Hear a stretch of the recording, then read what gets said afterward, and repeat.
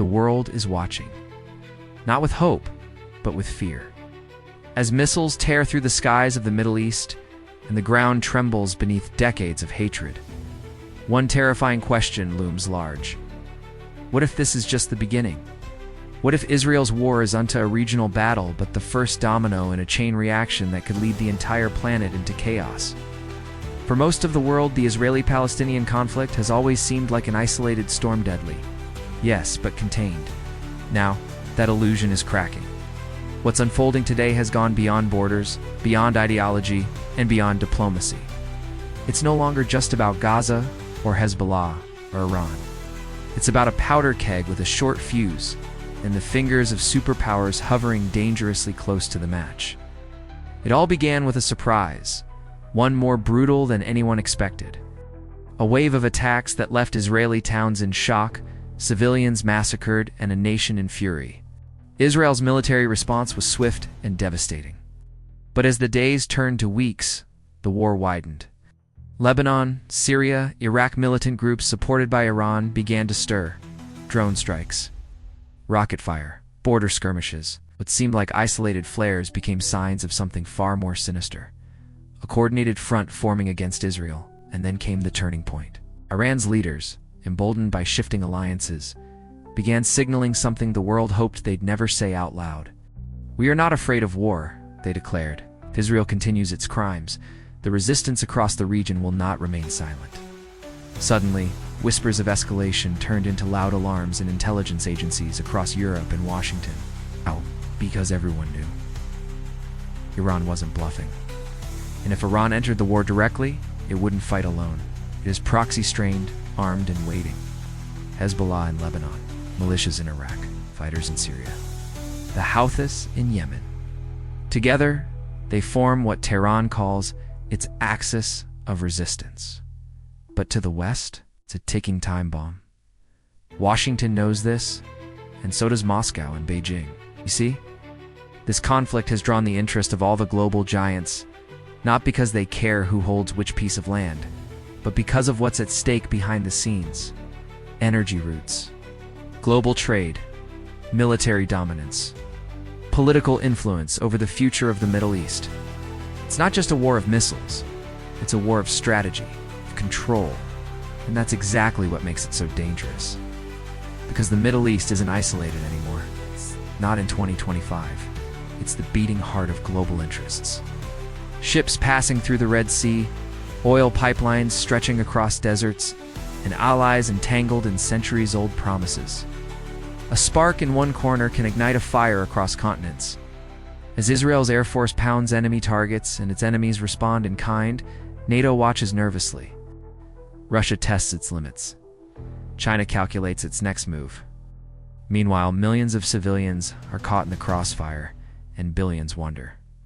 How far will this go? Will the US get pulled in again, as it has so many times before? Will Iran drag Russia into the equation? Perhaps not with troops, but with weapons, advisors, intelligence. Will China seize the moment to push its own global agenda while the West is distracted? And most chilling of all is the idea of World War III still fiction, or now a real possibility. This isn't fear-mongering. It's not hype. It's what diplomats, generals, and intelligence analysts are quietly whispering in the back rooms of Washington, Tel Aviv, London, and Berlin. The world is walking a tightrope. One wrong step, one miscalculation, one overreaction, and the fall could be catastrophic. In war, timing is everything. Right now, time is running out. Behind every missile fired, every drone launched, every speech made from the podiums of Tehran or Tel Aviv, something else is happening. Alliances are shifting, not just on the battlefield, but behind closed doors, in dimly lit strategy rooms thousands of miles from Gaza or Jerusalem. Washington is scrambling, not because it's unprepared, but because it's surrounded. Ukraine has already drained American focus. Taiwan is a ticking clock. And now Israel, its most crucial ally in the Middle East, is dragging the world's only superpower into a conflict that could stretch its military thin, maybe even beyond the breaking point. Israel's demands are growing: intelligence, ammunition, diplomatic protection in the UN, and quietly, contingency plans for direct US military involvement. Washington says it doesn't want boots on the ground, but behind the scenes, Pentagon strategists are already running war games. What if Hezbollah launches a full-scale assault from the north? What if Iran strikes from the east? What if Damascus becomes a battlefield again? But here's what few are talking about. Russia and China are watching this moment like hawks. For them, the Israeli war isn't a distraction, it's an opportunity. Russia, locked in its own brutal war in Ukraine, sees an advantage. Every American weapon shipped to Israel is one less for Kyiv. Every U.S. aircraft carrier that moves into the eastern Mediterranean is one less in the Indo-Pacific. The more tangled America gets in the Middle East, the freer Moscow becomes to push forward on the European front. And China, they're playing the long game. They've already tightened economic ties with Iran. They've hosted peace talks between Saudi Arabia and Tehran. Now, they're positioning themselves as the neutral mediator. But make no mistake, their loyalty lies with whoever weakens American influence.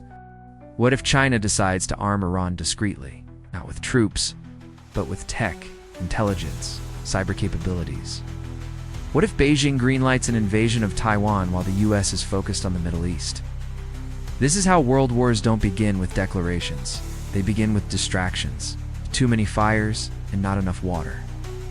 And then there's Europe. NATO is divided. France is cautious.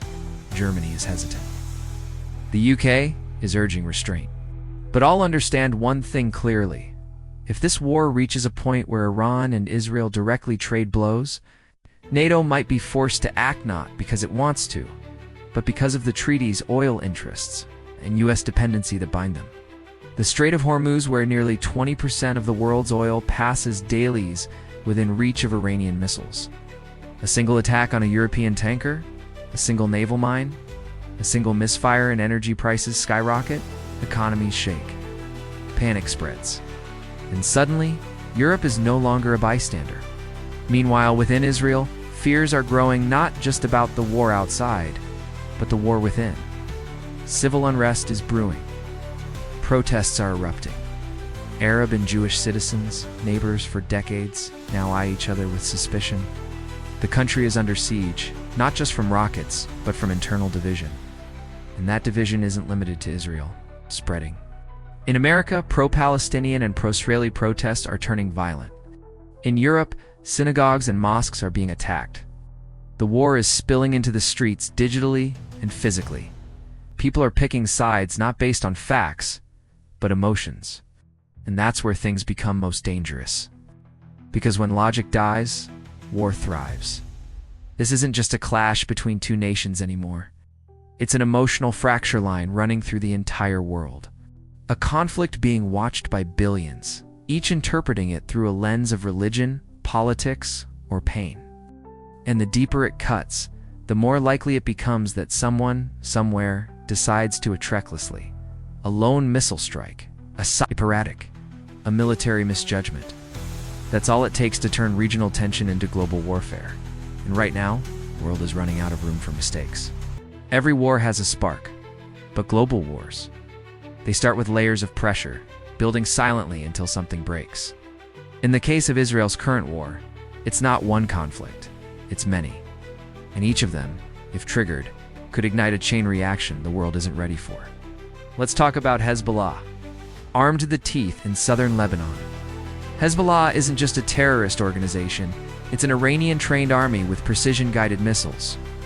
Tens of thousands of fighters and battlefield experience from the Syrian civil war. The moment they unleash their full arsenal across Israel's northern border, the IDF won't have a choice. A full-scale war in Lebanon would erupt overnight. That war wouldn't stay in Lebanon. U.S. bases in the Regan Qatar, Bahrain, Iraq would immediately go on high alert. Iran's proxies in Iraq and Syria might launch drone and rocket attacks on those bases, dragging American soldiers directly into the chaos. The Pentagon calls it escalation dominance, a situation where the only way to stop the violence is to escalate further. Now add Iran to the mix. If Israel responds with strikes deep into Iranian territory and nuclear facilities, military installations, or even Tehran itself, it's no longer a proxy war, it's state and state. That would be the moment everything changes. Iran has already warned the world. If it's directly attacked, it will retaliate with overwhelming force, not just on Israel, but on U.S. allies, across the Gulf. That means Saudi Arabia, the UAE, Kuwait, Bahrain. Oil infrastructure, ports, desalination, plants all vulnerable, all within reach. Within hours, oil prices would skyrocket. Global markets would plunge, and the US would be forced to act militarily, not by choice, but by economic necessity. While the West tries to contain the Middle East, the East may strike. Imagine this. China invades Taiwan, not because it's ready, but because America is too distracted to stop it. Russia pushes harder into Ukraine, not because it's strong, but because NATO's attention is fractured. Suddenly, the United States faces the nightmare scenario 3's simultaneous threats across 3 continents. No military in modern history has ever faced that level of global pressure. World War III doesn't need a Pearl Harbor or an assassination in Sarajevo. It needs overload. Too many battles, not enough choices. Too many enemies, not enough allies. Too many weapons, and no time to think. And the weapons themselves are far more terrifying than any in 1939 or 1914. Hypersonic missiles, cyber warfare targeting satellites, power grids, communication networks, AI-powered drones that make life or death decisions in real time. This isn't just a world war with tanks and troops. This is total war economies, digital systems, global food chains, energy markets all weaponized. And here's what's even scarier. No one wants it. Israel doesn't want to fight Iran directly. Iran doesn't want an American invasion. The US doesn't want another Middle East quagmire. Russia and China want power, not destruction. But sometimes war isn't about what nations want. It's about what they can't control. And what makes this moment so dangerous is that no one is in control anymore. The UN is toothless. The United States is overstretched. Europe is divided. Russia and China are gambling. And the Middle East is on fire. The global order we once knew, where superpowers acted like referees, has collapsed. Now, everyone's a player. No one's watching the clock. That's why this war matters more than most realize. Because this time, the battlefield isn't just Gaza or Tel Aviv. It's the balance of the world itself. They say history doesn't repeat itself, but it rhymes. And if you listen closely, the echoes are getting louder. In 1914, it was a single gunshot in Sarajevo that triggered a world war. In 1939, it was a land dispute and a false flag attack. Today, it might be a single missile fired from southern Lebanon, or a drone miscalculation over a US base in Iraq, or even a cyberattack traced back to Tehran, Tel Aviv, or Moscow. The fuse has already been lit. The question is how long until it reaches the powder keg. Let's take a closer look at one of the most dangerous dynamics: miscommunication.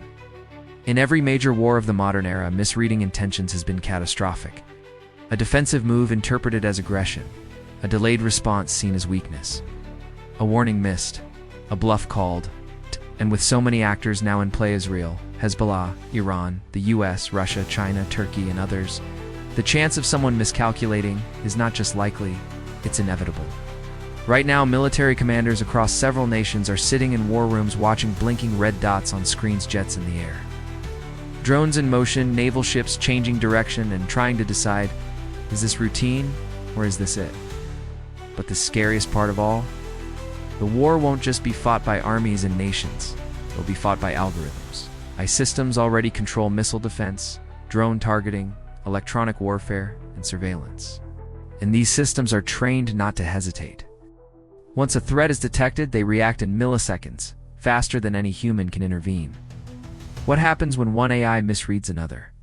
What happens when a false positive leads to a real explosion? The world might go from calm to chaos in under 60 seconds.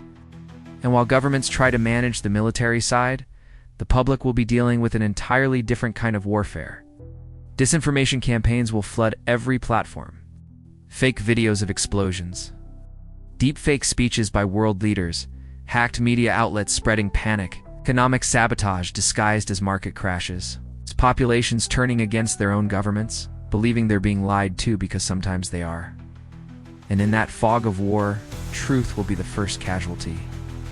Imagine this: gas prices at $20 per gallon, freezing foreign transactions, blackouts in major cities, not from bombs but from cyber attacks on power grids, planes grounded, hospitals overwhelmed. And the terrifying part is it wouldn't even require nuclear weapons to reach that level of devastation. the nukes, they're still there. Russia has the largest arsenal on Earth. The US and China aren't far behind. Israel has its own, though officially undeclared. Iran may be on the brink. North Korea is always watching. In a true global war, every nation with nuclear capabilities is forced into a choice: use it or risk losing it. That's when the unthinkable becomes possible. But let's not jump too far ahead, because as of today, there's still time. Just enough. Enough time for restraint. Enough time for back-channel diplomacy. Enough time for cooler heads to stop this runaway train. But only if the world wakes up. Only if people stop seeing this as Israel's war or Iran's threat, or America's burden, because it's everyone's problem now. This is the moment when humanity decides what kind of century this will be. Will it be the century of war or the century of warning? That choice hasn't been made yet. But the clock is ticking, and history is watching.